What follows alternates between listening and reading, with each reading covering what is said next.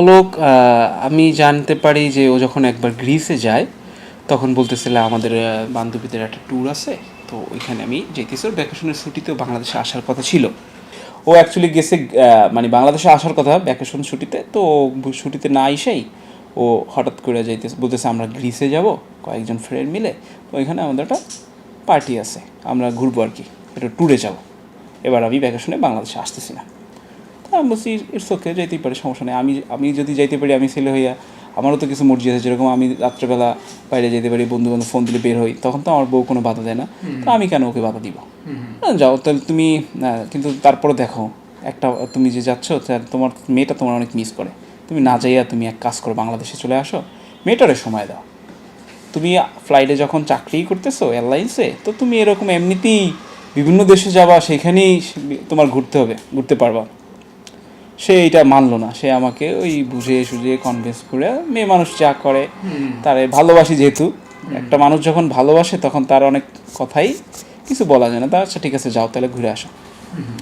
তো ঘুরতে যাইয়া তো ওইখান থেকে ঘুরে ফিরে আসলো, তখন ওইখানে বসে একদিন ওইখানে বসে ফোন দিছিল আমার, যে এই অলোক হলো, এই আমার ফ্রেন্ড অলোক। তো ওইখানে অলোক থেকে ঘুরে আসলো, তো ওই পর্যন্তই জানি আমি ফ্রেন্ড, তখন এর মধ্যে কিছু জানি না। মানে সৌদি এয়ারলাইন্সে জব করতো? হ্যাঁ, রানিং অবস্থা। ও তখন জেদ্দায় থাকতো, জেদ্দা বেইজে চাকরি করে। তো ওইখানে গেল, ঘুরে আসলো, ঘুরে আসার পরে তারপরে আবার সে আসে যায় কি না, ওইখানে যায়, এর মাঝে অনেকবারই গেছে গ্রিসে, সেটা আমি জানি না। সে বলছে ফ্লাইটে গেছি। তার মানে অলোকের সঙ্গে ভ্যাকেশনে গেছে? হ্যাঁ, মানে ভ্যাকেশনে গেছে। আবার দেখা যায় যে 5 দিনের ছুটি পাইছে, সে আসে নাই। সে বলছে আমার যে আমি ফ্লাইটে আছি। অবশ্য সেটা পরে আমি জানতে পারি তার বান্ধবীর মাধ্যমে, যার রাকিব ভাই, তামিমের তো অলোক নামে একটা বয়ফ্রেন্ড আছে। আমি বলছি আচ্ছা ঠিক আছে। তারপরে তামিমের আমি ধরি এই ব্যাপারটা নিয়ে, যে তামিমা তোমার নাকি এরকম একটা বয়ফ্রেন্ড আছে শুনছি, তো তার কথা আমি বিশ্বাস করি না, আমি তোমাকে বিশ্বাস করি, তো তুমি কি বলো?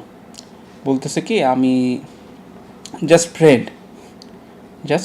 তখন আমি বলি যে তুমি যদি চাও যে সংসার করবা না, অলোকরে তোমার ভালো লাগে, রাকিবরে এখন ভালো লাগে না, রাকিব মানে তোমার সাথে যায় না, তাহলে তুমি এক কাজ করো, আমরা তো মুসলমান, এটা কিন্তু আমার গুনাহ হবে, সবচেয়ে বেশি আল্লাহ আমারে ধরবে, যে কাল হাসরে যে আমারে ধরবে, যে তুমি তোমার বউরে দিয়ে করাই, তোমার বউ রিলেশন করতেছে তোমার সাথে, আবার আরেকজনের সাথে রিলেশন করতেছে। না, এরকম কিছুই না, জাস্ট ফ্রেন্ড, আসি যে ভালো লাগে কথা বলি, এরকমই। ও আগে থেকেই ওর স্কুল ফ্রেন্ড দেখছি, ওর যত ফ্রেন্ডগুলো দেখছি ওদের সাথে খুবই ও কমফোর্টেবল। যেরকম এখানে সাদি ভাই আছে, সে সাথে এরকম ফ্রেন্ডদের সাথে ইসে গেছিল, ওই যে আপনার ওরা কয়েক ভাই এই জাফলনে সিলেটে ঘুরে আসলো গাড়ি নিয়ে। তো ওরা ফ্রেন্ডরা সবাই গেছে, ওর সাথে মেয়ে ফ্রেন্ড ও ছিল, ওর সাথে 8টা মেয়ে ছিল, ওরা গেছে ঘুরছে। তো আমি এই বিষয়ে খুবই নিশ্চিন্ত। সেই ছবিগুলোও আছে জাফলনে ও যে ঘুরতে গেছিলো ও ফ্রেন্ডদের সাথে। তো সেখান থেকে আসার কিন্তু ওর আম্মা সেই ছেলেটাকে যখন দেখছে, ওর আম্মা যখন আম্মার সাথে মিট করাই দিছে, তখন দেখতেছে যে ওর আম্মা দেখতেছে যে এই ছেলে তো অনেক, অলোক তো হিন্দু? হ্যাঁ, অলোক সাহা, সে হিন্দু। কিন্তু ওর আম্মা কী করছে, ওর আম্মাও জানে যে অলোক সাহা হিন্দু। তো ওর আম্মা দেখতেছে না, এই ছেলেটা অনেক টাকা, ওইখানে গ্রিসে অনেক টাকা কামায়, ঠিক আছে, তো রাকিবের থেকে বেটার অপশন অলোক। সে কী করলো, মেরে এই বিষয়ে ওরে ইনভাইট কর, বাসায় আসুক, ঢাকা আসুক, এরকমের। ইভেন কি এমন কি হইতো যে আমি ওরে খাবার রান্না করে দিতাম, যেটা এই লাস্ট টাইম আমার অলোক ফোন করে বলতেছে যে ভাইয়া আপনি তো অনেক কিছুই জানতেন না। বলছি কি, যেহেতু এখন বিয়ে হয়েছে তামিমার, ঠিক আছে, আমার বলতেছে যেহেতু তামিমার বিয়ে হয়েছে, তো আপনার বলি যে লাস্টটা ও যত খাবার যে আপনি পাকাই দিতেন না, সেই খাবার নিয়ে আসতো। তো আমি বলতাম, তুমি বলতে রাকিব ভাইয়ের আপনার নামে কখনোই কোনো খারাপ বলে না, যে রাকিব এত একটা ভালো ছেলে যে ও আমার লাইফে আমারে এবং আমার ফ্যামিলির যেভাবে দেখছে, এরকম কেউই দেখবে না। আমি মনে হয় রাকিবরে ঠকাইতেছি। যে কথাগুলো আমি এই কয়েকদিন আগে জানতে পারলাম, পরে পরে বলতেছে যে ওই খাবারগুলোও পর্যন্ত ওইখানে সে নিয়ে যেত। তো এরকম রিলেশন হওয়ার পরে এই একটা রিলেশন আমি জানতাম, কিন্তু বিয়ে শাদী হয়েছে কি না সেটা আমি ক্লিয়ার না। যখন আমি আমার মেয়েকে নিয়ে আসছিলাম, ওই যে আপনাকে গতকালকে যে কথাগুলো বললাম, মেয়েকে নিয়ে আসার পর একদিন সে একটা জিডির পেপার নিয়ে আমার মেয়ে নিতে মার্কেটে আসে, আমার দোকানে একজন পুলিশ অফিসারকে নিয়ে, ওর বাবা ওর মা থাকে বারান্দায়, ও আসে ভিতরে। আমি তখন দুপুরে লাঞ্চ করতেছিলাম, তখন বলতেছে রাকিব রে আমার মেয়ে ডিভোর্স দিয়ে দিছে। তখন আমার মার্কেটের কমিটি বলতেছে রাকিব রে আপনার মেয়ে ডিভোর্স দিয়েছে, গত মাসেও তো রাকিবের কাছে এসে থেকে গেল, দোকানে দেখা করে দিল, আপনি জানেন না? তখন সে কথা বলে না। আমি বলছি আপনি তামিমার ফোন দেন, ফোন যায় না, সে ফ্লাইটে বলতেছে, সে ফ্লাইটে। এখন পুলিশ বলতেছে, পুলিশ বলতেছে আপনি নাকি তার নাতিকে নিয়ে আসছেন। আমি তখন পুলিশকে প্রশ্ন করি যে তার নাতিকে নিয়ে আসছে, কিন্তু নাতি আমার কি হয় আপনি কি জানেন? আমি কি হই তার? আমি তার বাবা। তার মা অবর্তমানে, তার মা যেহেতু এখনও বাংলাদেশে নাই, তার অবর্তমানে সমস্ত কিছু এখন আমি। ঠিক আছে? তো কমিটি তাকে সুন্দর একটা কথা বলছে, আপনি তামিমাকে নিয়ে আইসা, তামিমা যদি বলে রাকিবের মেয়েকে আপনাকে দিয়ে দিতে, তো তামিমা নিয়ে যাবে, সমস্যা নেই। তো তাকে তখন সে চলে যায়। তখন বলতেছে যে আমার মেয়ে গ্রিসে একটা ছেলেকে বিয়ে করছে। মার্কেটে সবাই সামনে বলে গেছে, আমার 5 জন না 10 জন সাক্ষী আছে। কারণ মার্কেটে একটা কিছু হলে সব লোক জড়ো হয়ে যায়। সবার সামনে বলছে যে আমার মেয়ের গ্রিসে বিয়ে হয়েছে। তার মানে তাইমা তাম্মির মা স্বীকার করলো হ্যাঁ, যে গ্রিসে বিয়ে হয়েছে অলোক সাহার সঙ্গে তাইমা তাম্মি। হ্যাঁ, তামিমা তাম্মি সে স্বীকার করছে। তো আমি তো জানি যে আমার তামিমা বলছে না আমার বিয়ে হয় নাই। ঠিক আছে, এই ওকে। সময় টেলিভিশন তারা দাবি করছে যে তাইমার 4 স্বামী 3 বিয়ে। 4 স্বামী 3 বিয়ে।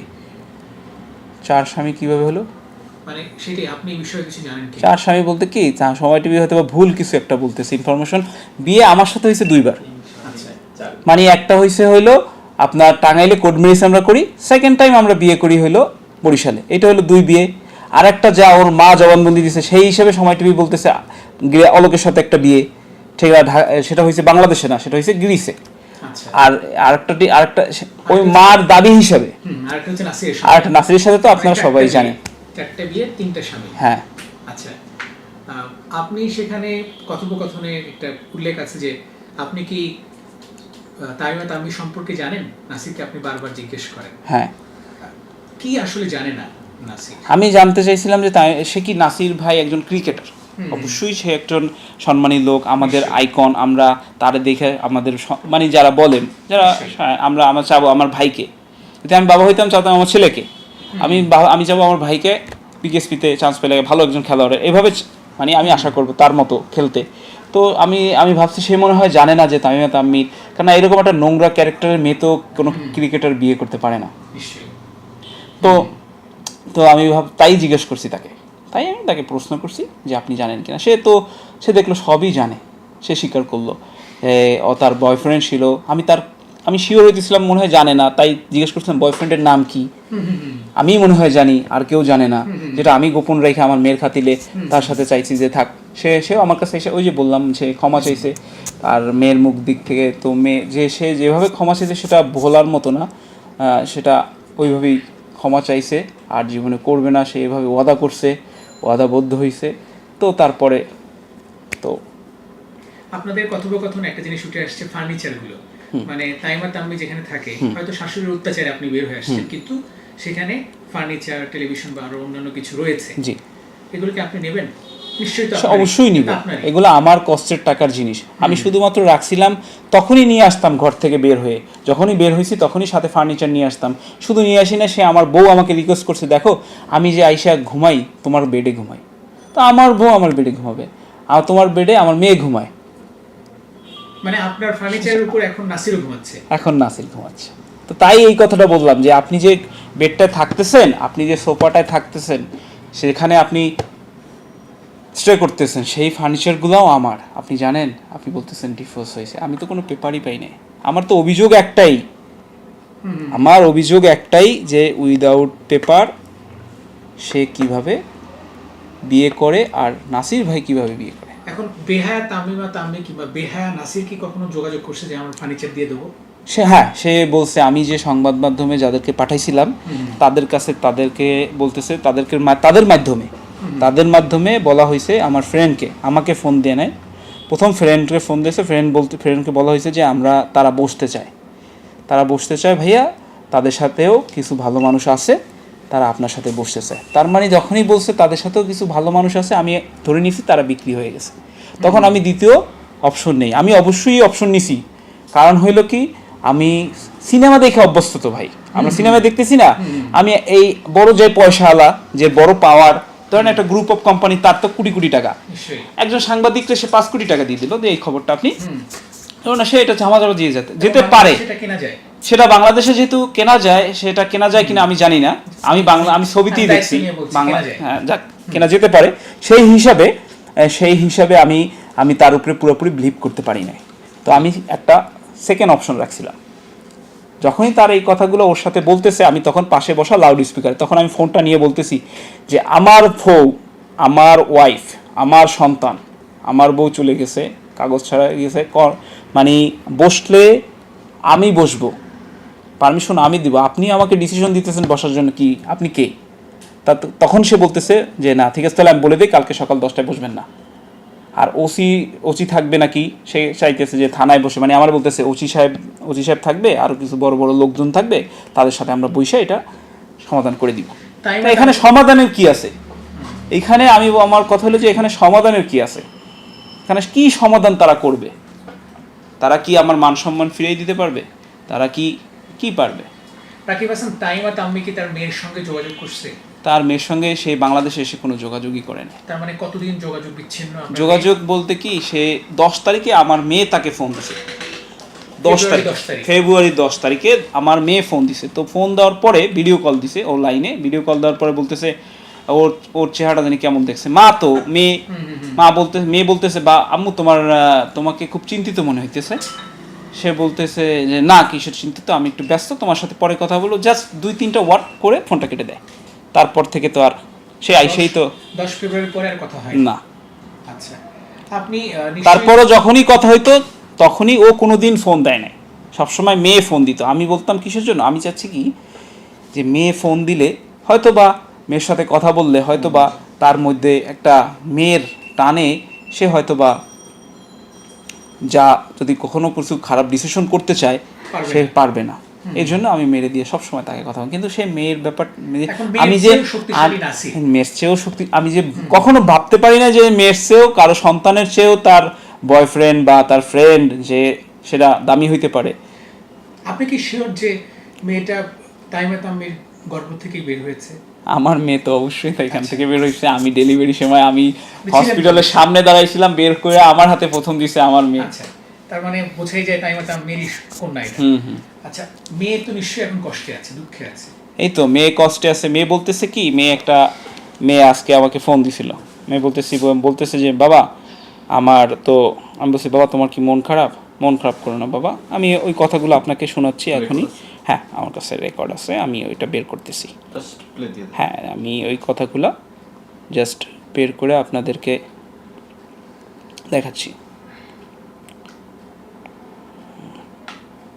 সেভ দুইটাই, এটা হলো আমার মেয়ের কথা। ওয়ালাইকুম আসসালাম, কেমন আছো? কেমন মা? হ্যাঁ বাবা, কি অবস্থা, কেমন আছো তুমি? আম্মু খাওয়া দাওয়া করছো? হ্যাঁ, তুমি মাদ্রাসা গেছিলে আজকে? মাদ্রাসা যাও না? ও আজকে তো বন্ধ। আজকে তো তোমার ছুটি না? হ্যাঁ, তুমি কি দিয়ে খাইছো দুপুরবেলা ভাত?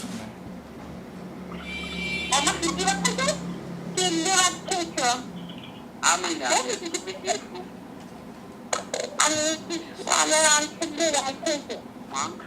তুমি কি মাংস বাবা? বাবা আমি তো আসতেছি, আসবো যখন তোমার জন্য কি নিয়ে আসবো বলো? চকলেট খাওয়া? আচ্ছা, তোমার দাঁত উঠে গেছে সবগুলা? তোমার দাঁত উঠছে? আচ্ছা, তোমার জন্য অনেকগুলো চকলেট নিয়ে আসবো, মানে অনেক চকলেট। আর কিছু লাগবে তোমার? তাই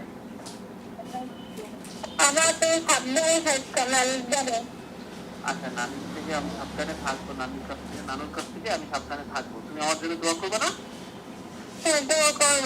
নামাজ পড়ে দোয়া করবে? তুমি আমার জন্য নামাজ পড়ে দোয়া করছো? আচ্ছা ঠিক আছে। তোমার ছেলে আম্মু অনেক দূরে খেয়ে গেছে? কি বলছে তোমার? সমস্যা নেই, তোমার আম্মু না থাকলে বাবা আছে না তোমার বাবাই তোমার সাথে সারা জীবন থাকবে। তোমার বাবাই তোমার আম্মু, তোমার বাবাই তোমার বাবা, ঠিক আছে? মন খারাপ করবে না আম্মু। মা না থাকলে কি আছে? বাবা আছে না? বাবা তোমার জন্য আছে সারা জীবন, তোমার যা লাগে বাবা দিবে। ঠিক আছে? তোমার যা দরকার বাবার কাছে চাবা। ঠিক আছে? আম্মুর জন্য মন খারাপ করবো না, যে গেছে গেছে, সমস্যা নাই। সে তোমারে ভালোবাসতো না, আমাকে ভালোবাসতো না, তাই চলে গেছে। সে যদি আমাদেরকে ভালোবাসতো তাহলে কি যেতে পারতো বাবা? কোনদিন যেতে পারতো? তো আমাকেও ভালোবাসে না, আমাকেও ভালোবাসে না, তাই চলে গেছে। তো তুমি মন খারাপ করবে না। বাবা সন্তানের সাথে আপনার মেয়ে একটা কথা বলছিল যে বাবা সাবধানে থেকো আমার নানির কাছ থেকে। নানুর কাছ আমার হয়তো বলছিল না, ও জানে যে আমার নানি আসলে জল্লাদ। তো এই জল্লাদ থেকে ভালো থাকাটা আপনার তো এখন মানে জীবনের নিরাপত্তাও জরুরি। জি। তো কি করছে মানে কিভাবে আপনি তো সাধারণ মানুষ স্বাভাবিকভাবে থাকছেন, কিন্তু 8 বছরের মেয়ে তুবাও জানে যে নানি কি ক্যারেক্টার। কারণ সে ওই যে আমি যখন বাসায় যেতাম তখন তার মার মেয়ে আমার কাছে মেয়ে আসতে তারা সে মেরে মারধর করতো আমি আসার পরে। তো এই জন্যই আমি আমার মেয়েকে তার কাছ থেকে নিয়ে আসছি। আরে তো আমার এইখানে ছিল, ওর এইখানে স্কুলে ছিল, যখন আমার মেয়েরে মারে তো আমার মেয়ে কান্না করে আমার বাড়ি, তো সেগুলো শুই না আমার খুব কষ্ট লাগছে, স্বাভাবিক কলজে ফাইটে যায় এগুলো কথা শুনলে। আপনারা তো শুনলেন, তো আমি তাই বলতেছি যে আমার কাছ থেকে দূরে থাক, লাগলে আমি 1 মাস পরে দেখবো কি তোরে আমার থেকেও যে এখানে আদর করবে, যেটা ওর জায়গা, কারণ ওর দাদা দাদি, আমি সেখানেই নিয়ে যাই। মানে আপনার মেয়েকে মারধর করতো, আপনার সঙ্গে কেন যোগাযোগ করছে? হ্যাঁ হ্যাঁ হ্যাঁ। তো একদিন আবার ওই অলোক নামে যে ছেলেটা বাংলাদেশে আসার পর ওদের বাসায় আসে, তো আমি জানতাম না, আমি জানি না, আমার মেয়েকে যখন আমি বুধবার দেখা করতে যাই তখন আমার মেয়ে বলতেছে বাবা আব্বু আসছিল। আর বাবা আর আব্বুর মধ্যে পার্থক্য কী? তখন আমার মাথায় একটু কটকা লেগে গেছে। তখন আমি জিজ্ঞেস করতেছি বাবা আব্বুকে? বলতে আব্বু আব্বু। আমি বলছি সেও ভালো করে কথা বলছে। তখন আমার অলোকের ছবিটা আমি বাই করছি, বাই করে বলতেছি এই ছেলেটা নাকি? হ্যাঁ এই তো আপ্পু আপ্পু। আমি বলছি এটা আব্বু না, এটা আঙ্কেল, আমি তোমার আব্বু আমি তোমার বাবা না, তুমি বাবা, আর নানু বলছে এটা আব্বু। তো এগুলো শুই নাই, আমি ইমিডিয়েটলি তারা সরাই নিয়ে যাই। তা ভবিষ্যৎ আমার মেয়ে, রাইট, মানে ভবিষ্যৎ চিন্তা করে আসলে। হ্যাঁ, তার এই নোংরা পরিবেশে তো দেখা যাবে যে আজকে সে তার মেয়ের কাছে কে আসতেছে, তার মা মেয়ে লুকাতেছে, কিন্তু কালকে আমার মেয়ের রুমে কাকে ঢুকাই দিবে যখন বড় হবে, সেই চিন্তায় আমি আমার মেয়েকে নিয়ে যাই। মেয়েকে তো আপনার কাছেই রাখবেন? জি অবশ্যই, ইনশাআল্লাহ অবশ্যই রাখবো। আমাকে আইন যেন সাহায্য করে যেন আমি রাখতে পারি, এইটাই। কারণ এরকম রেসপন্সিবল ছাড়া মা, তার কাছে তো মেয়ে আপনার দেওয়া যায় না, তাই না? এটা দেওয়া উচিত। মা যদি অবশ্যই মা পায়, মা চাইলে বাচ্চা পায় বা বাচ্চাদের মা সবচেয়ে ভালো রাখতে পারে, কিন্তু এইরকম মারা কোনো সন্তান পাওয়ার কথা না। রাকিব ভাই, আপনি বলছিলেন যে আপনাদের জিনিসটা আমরা করি হইলো টাঙ্গাইলে এপিডোপিড বলে না স্টামের উপরে, ওইটা করি। তো ওইটা করার পরে যখন আমি বরিশালে গেলাম, আমার তখন তো আমরা লাভ ম্যারেজ করি, তখন বলতেছিল আমার বন্ধু বান্ধব বলতেছে রাকিব এইটা কিন্তু এর থেকে আরেকটা কি করো, স্ট্রং এভিডেন্স করো, কি তুমি কাজী দিয়ে বিয়ে করো। তখন আমরা কাজী দিয়ে আবার বিয়ে করি। বিয়েটা কি আপনাদের ফ্যামিলিগতভাবে না, হয়েছিল? ফ্যামিলিগত না, ফ্যামিলিগত কোনোটাই হয় নাই। আমার ফ্রেন্ডরা ছিল আর কাজীরা ছিল, আমার এক চাচু ছিল, সবাই ছিল। এটাই লাভ ম্যারেজ, তো আমরা বিয়ে ওর করে সাথে বিয়ে করি। ইন্টারেস্টটা কিভাবে আপনার? ওর সাথে ইনভেস্টটা হয় আমাদের মার্কেটে, ঠিক আছে, মার্কেটে ওর সাথে দেখা হয় অ্যাজ লাইকে ওর মামা ছিল আমার খুব ভালো কাস্টমার, ওর মামা খুব ভালো মানুষ, ছোট মামা আরিফ হোসেন, উনি প্রধানমন্ত্রীর কাজ এনএসআইতে চাকরি করতো। তো ওনার মামার সাথে ও আসছিল। তো ওনার মামা তখন ওই আমাদের দোকান থেকে পর্দা নেয় বাসার জন্য। তখন ওই পর্দার যখন সব পর্দার দোকানের রিসিট সব কিছু আমার রিসিটে আমার নাম্বার সব কিছু, এটা আমার নানার দোকান ছিল ফার্স্ট। তো তখন ওই নাম্বার থেকে ওর আমারে ভাল লাগছে আর কি। তো তখন ও আমারে ফার্স্ট ওই নাম্বারটা রেখে একদিন ফোন দিছে বিকেলবেলা, ওই দিনই বিকেলবেলা ফোন দিয়ে অ্যাকচুয়ালি পর্দাটা নিয়ে আমি ওদের বাসায় যাই। আমার যে লোকটা ছিল ওই লোকটা আজকে আসে নাই। এখন নানার ওয়াদা ছিল যে তাদের বাসায় পর্দাটা পাঠাই দিবে। তো নানা বলতেছে রাকিব, আর সে বলতেছে রাকিব তাহলে তুই থাক, আমি ওদের বাসায় পর্দাটা পাঠাই দিয়ে আসি। তখন আমি চিন্তা করলাম মুরব্বী মানুষ, সে তো সে আমারে বলতে পারতেছে না, তা আর আমি এইসব কাজ করে অভ্যস্ত না, সে বলতে পারতেছে না। তখন বলতেছে আমি তার খাতিলে বললাম যে ঠিক আছে না, তাহলে আমি এটা তার বাসায় আমি পৌঁছে দিতেছি। তা আমি একটা সময় নিয়ে গেলাম দক্ষিণখানে বাসা, তো দিয়ে আসলাম। তো ও তামিমা আর হইলো তামিমার বোন তানহা, সে নিচে নামছে। তখন বলতেছে রাকিব, বলতেছে ভাই আপনি আসছেন? আমি বলছি হ্যাঁ। বলছে চলেন উপরে যাই। তো ওইখান থেকে দেখলাম কথা বলে চলে আসলাম আর কি, দিয়ে চলে আসলাম। তখন ওই আসার কিছুক্ষণ পরেই ফোন দিছে, ভাই এটা কি রাকিব ভাইয়ের নাম্বার? আমি বলছিলাম হ্যাঁ রাকিব বলতেছি। বলতেছে আমি শবনম। আমি বলতেছি দুষ্টামি করে, শবনম নায়িকা শবনম নাকি? ও আবার বলতেছে আজব নাকি, কয়ে কাইটা দিছে। তা আমি বুঝতে পারছি যে ওই, আমি 100% কনফার্ম ছিলাম। এই তারপর থেকে কথা শুরু। তখন কোন কিছুদিন ক্লাসে পড়তো? তখন ও এসএসসি পরীক্ষা দিয়ে আসছে ঢাকায় আচ্ছা। মামার বাসায় বেড়াইতে। তো ওই সময় ও ফ্রি, তখন ও আমারে বলতেছে যে তখন ওর সাথে পরিচয়, তখন ও আমার সাথে কথা বলতেছে। তো কথা বলার পরে ফার্স্টলি ওই আমার অফার দেয়, তুমি কি আমার সাথে প্রেম করবা? আমি বলতেছি দেখো, আমার কি মনে হয়েছে যে ও একটু দুষ্ট প্রকৃতির ছিল, যে আমি ভাবছি ও হয়তো বা মনে করেন একটা ক্রাশ ছিল, কয়েকদিন কথা বলবে তারপরে আবার যাত্রার মতো। হ্যাঁ, তো দেখতেছি না সে রিলেশনটা নিয়ে খুবই সিরিয়াস। আর তারে বুদ্ধি দিছে বরিশালের ছেলেরা ভালো হয় না, বিয়ের আগে মানে যা করার করে। কোথায়? জালকাঠিতে।